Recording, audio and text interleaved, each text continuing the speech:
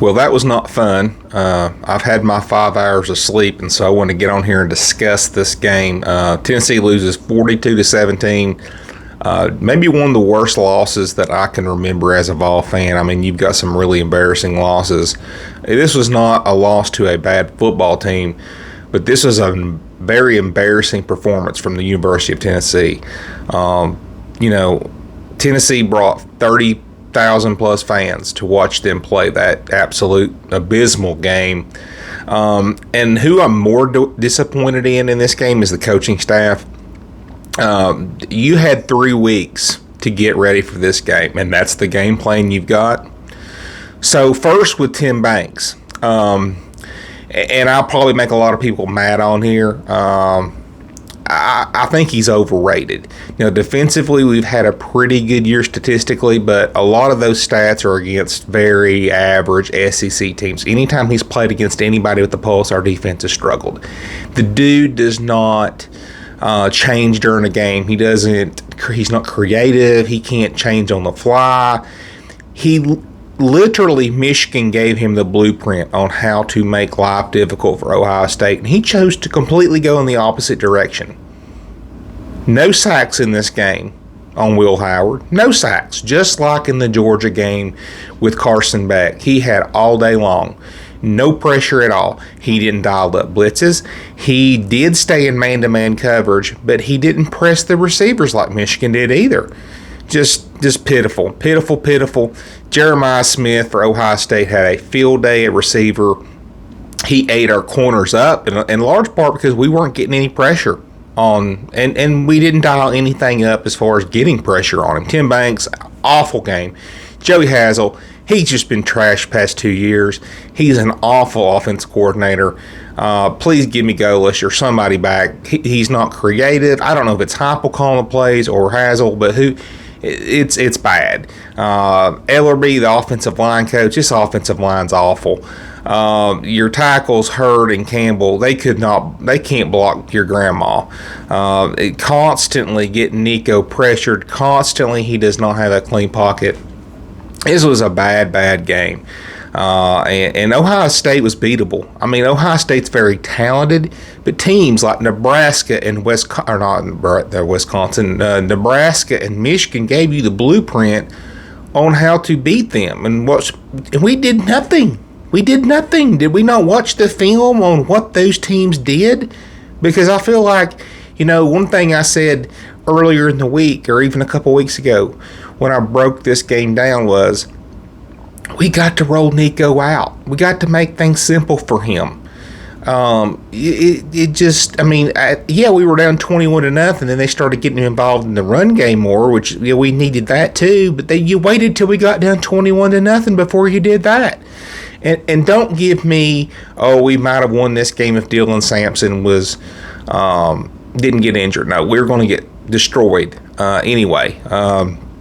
The blocking, we did run for like 152 yards. It was comparable to the Georgia game in a lot of ways.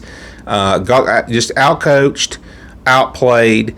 I don't know how you have 30,000 people come to watch you play and you put that performance together. I don't know how you have 3 weeks to get ready for a football game, and that's the game plan that you have put together. But there needs to be some serious changes in Knoxville because there's a big gap. Now, Tennessee's much better than what we used to be under the Butch Jones years. I'm not saying that. It's not the sky's falling and everything, but Tennessee needs to do something. There needs to be some people fired, I think, in the offseason. First off, I'd fire Ellerby, the offensive line coach, for sure. The offensive line's not getting it done. This is year 4 down there, and the offensive line's no better. Tackles are just absolutely atrocious. And one thing that I didn't talk about either is our receivers. Man, they've been a huge disappointment this year as well. You got Brew McCoy. I don't know if he's still dealing with injury issues. He's never open. He can't get open. He's been hurt a lot this year as well after the tough injury he had last year. Squirrel White is made of glass. This dude is just hurt every single game. He goes out every game. And I'm not hating on him for that. I mean, if he's injured, right?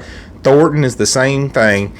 He's hurt every game, so we can't count on these guys. I don't know, very injury prone. Mike Matthews, why are we not getting him the ball more? Why is he not getting him? Because he's an upper echelon top 5 receiver in last year's wide recruiting class. He was like a top 5 receiver. You got to get people like that out there on the field. They can get some separation that can make a difference in a game. Right now, we don't have the Jimmies and the Joes, in my opinion, to beat these Ohio States and Georgias. But just an embarrassing performance. Tennessee did not even have 300 total yards in the game.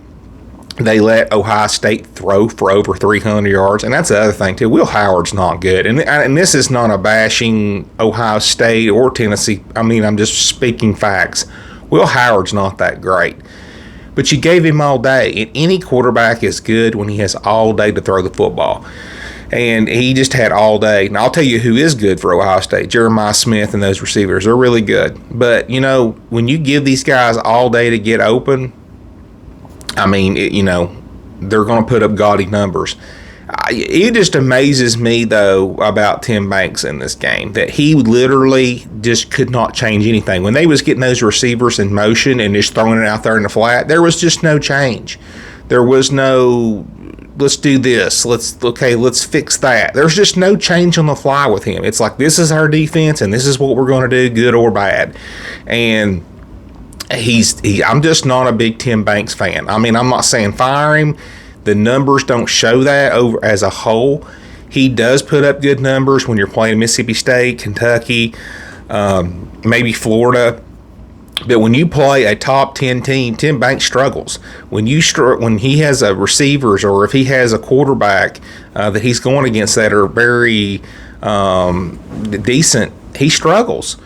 So I don't know. This is a bad day. This is one of probably the top 5 games in my lifetime that I'm very disappointed in. It goes down. It's like a top 5 loss for me, but just because we just didn't show up. I mean, with everything on the line, man. It's the college football playoffs, and here's the thing. I can take a loss. If we'd have went in there and played really hard, really competitive, even lost by like 10 points or something, that's fine. But to go up there and lay down and embarrass our university, embarrass the SEC, embarrass our fan base, that was pathetic. So I'm really pissed off at 2 things. I'm embarrassed at the coaches, and I'm embarrassed at the players too, because I really felt like the players didn't play hard either. But more importantly, I don't think the coaching staff put them in a position to be successful. The schemes were bad, offensively and defensively. I don't know what was going on with our punter last night either. Dude couldn't kick the ball 20 yards. I don't know if that's because it was cold or what, but the punter was terrible. Everything was terrible. In every regard of this football game, it was terrible. They whipped our hind end from the time the ball got kicked off until the final whistle. That was a thorough ass whooping. And I'm just embarrassed, guys. I had to do this video, I think, 1, for therapy for me to get this off my chest. And 2, just because I do want to give my flowers to Ohio State. You got a great team. Way to bounce back after a tough loss to Michigan. Now, I will tell you this, Ohio State fans. There's a lot of Tennessee fans out here talking trash. I never talk trash. I made a preview and prediction. I did predict Tennessee to win in a low-scoring game. But, man, was I wrong. I really thought that Tennessee's defensive line had a mismatch on your offensive line.